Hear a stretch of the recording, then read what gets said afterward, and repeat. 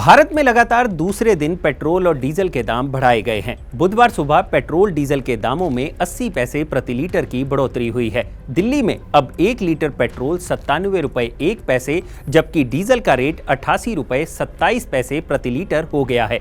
पिछले दिनों bulk buyers के लिए तेल कंपनियों द्वारा डीजल का रेट 25 रुपए प्रति लीटर बढ़ाए जाने पर इस बात की आशंका जताई जा रही थी कि जल्द ही आम लोगों के लिए पेट्रोल डीजल के दाम बढ़ाए जा सकते हैं और ये आशंका सच साबित हुई।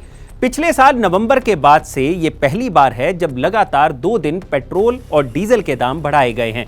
ऐसे में ये सवाल उठता है कि क्या ये बढ़ोतरी ऐसे ही जारी रहेगी या सरकार के पास तेल के रेट बढ़ाने के अलावा भी कोई उपाय है। और सबसे बड़ा सवाल ये है कि अगर ऑयल कंपनियों को तेल के रेट बढ़ाने ही हैं तो आने वाले वक्त में कितना रेट बढ़ सकता है।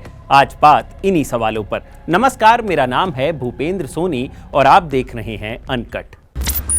भारत अपनी जरूरत का 80% तेल विदेशों से ही इंपोर्ट करता है। यही कारण है कि विदेशी मार्केट में बिकने वाले क्रूड ऑयल के घटते बढ़ते रेट से भारत सरकार को काफी फर्क पड़ता है।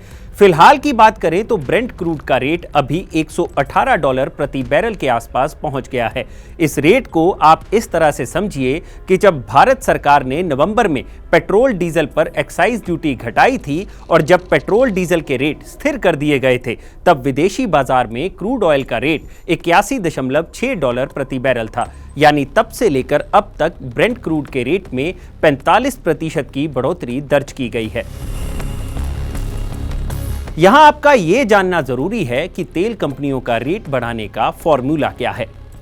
अगर देश में चुनाव ना हो और किसी और वजह से तेल कंपनियों को रेट बढ़ाने से रोका ना गया हो तो आमतौर पर तेल कंपनियां एक फॉर्मूले के तहत रोजाना रेट घटा या फिर बढ़ा सकती हैं।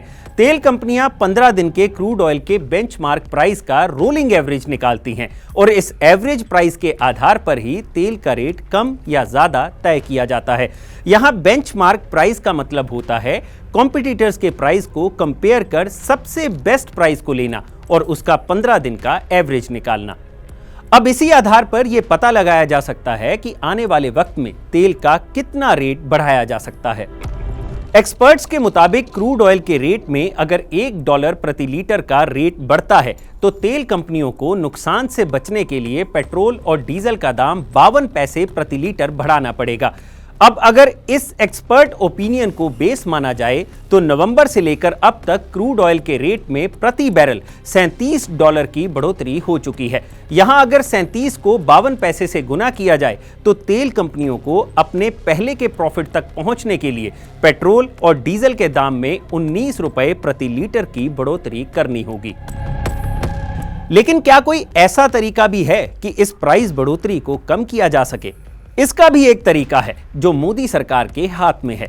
यहां हम बात कर रहे हैं सेंट्रल एक्साइज ड्यूटी की। सरकार ने नवंबर में पेट्रोल और डीजल पर एक्साइज ड्यूटी 5 रुपए और 10 रुपए कम कर जनता को थोड़ी राहत दी थी और अगर सरकार चाहे तो फिर से जनता को ऐसी राहत दे सकती है।